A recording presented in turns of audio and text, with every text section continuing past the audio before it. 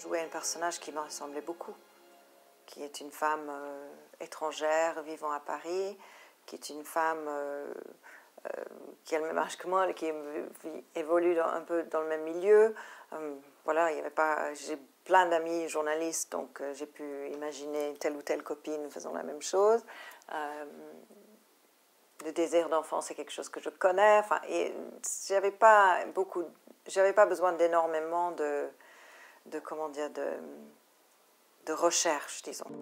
Le principe de mon travail, c'est d'échapper aux chiffres et aux statistiques pour redonner une réalité à chacun de ses destins. Je n'arrive pas à m'empêcher de penser à ma fille à la place d'un de ses enfants.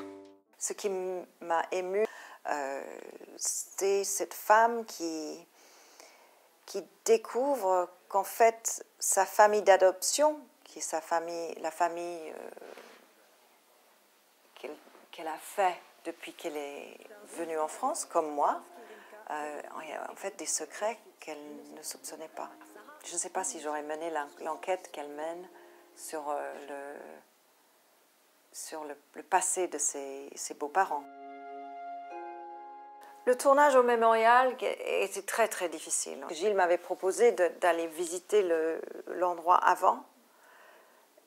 Et c'est le seul moment pendant le tournage où j'ai dit non, je fais avec. En fait, tu vas me filmer moi.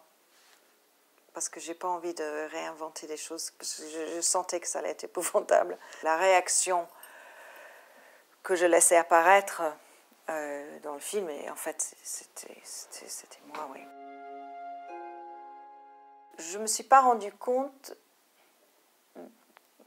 comment Gilles allait glisser de l'époque de la guerre à l'époque actuelle. On est toujours content de savoir ce qui se passe avec Julia, on est toujours content de savoir ce qui se passe avec Sarah. Alors, ces deux chemins parallèles sont traités d'une façon...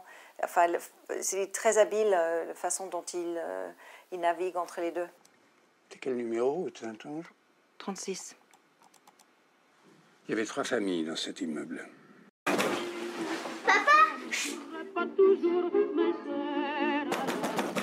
J'ai pas pu parler pendant un certain temps. Le film est très très très fort. C'est un film fort et utile, je pense. Connaître l'histoire de son pays, l'histoire de ses parents, connaître le passé est très utile pour l'avenir, pour maintenant. Et ce qui est aussi important dans ce film, ce qui m'a frappée, c'est justement l'idée des conséquences de nos gestes, nos faits et nos actions. Ce que nous, on est en train de faire maintenant, les gens qui sont actifs maintenant en 2010, va avoir des effets en 2050, 2060, 2070. C'est assez terrifiant quand même.